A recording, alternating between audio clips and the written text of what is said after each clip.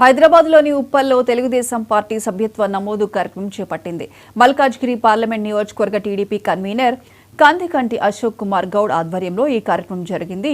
TTDP సమన్వయకర్త మాజీ MP Kambampati Rammohan Rao, polit bureau సభ్యుడు పక్కిని నరసింహులు, టీటీడీ బోర్డు సభ్యుడు నన్నూరి నర్సిరెడ్డి అతిథులుగా హాజరయ్యారు. ఈ కార్యక్రమంలో మాజీ ఎమ్మెల్యే కాట్రగడ్డ ప్రసూన, మాజీ ఉపాధ్యక్షులు సామ భూపాల్ రెడ్డి, రాష్ట్ర అధికార ప్రతినిధి దుర్గాప్రసాద్, ఐటీడీపీ కన్వీనర్ హరికృష్ణ పాల్గొన్నారు. రాబోయే రోజుల్లో తెలంగాణలో తెలుగుదేశం పార్టీ బలోపేతమే లక్ష్యంగా కృషి చేస్తున్నామని నాయకులు చెప్పారు.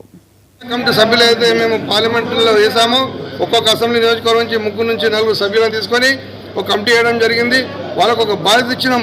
ఆ బాధ్యత ప్రకారం ఒక్కొక్క అసెంబ్లీ నుంచి మినిమం 5,000 మ్యాక్సిమం 10,000 మెంబర్షిప్ చేయాలని సంకల్పంతో మేము ముందుకెళ్తా ఉన్నాం. దానికి మొదటి స్టెప్గా ఈరోజు 6,000 నుంచి 7,000 సభ్యత్వం చేయడం జరిగింది.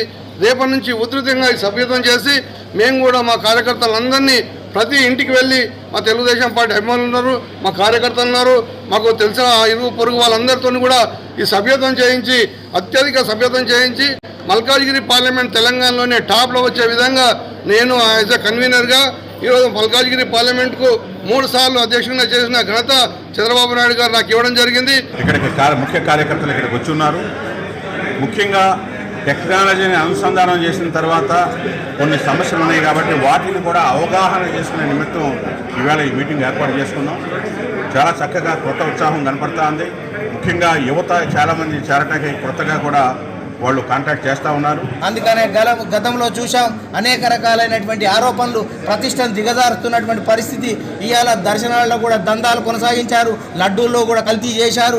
ఇటువంటి వ్యవస్థను మొత్తం ప్రక్షాళన చేయాలని మొట్టమొదటిసారిగా మొన్నటితో ప్రారంభమైంది. అందుకనే ఒక నిర్మలమైనటువంటి స్వచ్ఛమైన మనసుతోటి ఇవాళ తిరుపతిని మొత్తం తిరుమలను మొత్తం ప్రక్షాళన చేస్తాం. ఒకవైపు మరోవైపు తెలంగాణ గడ్డ మీద తెలుగుదేశం రాజకీయాల క్రియాశీలకంగా ఉంటాం. పార్టీని ఇవాళ నాకు ఇచ్చినటువంటి 2 బాధ్యతలను కూడా నెరవేరుస్తాను. మీ అందరికీ అందుబాటులో ఉండి సేవ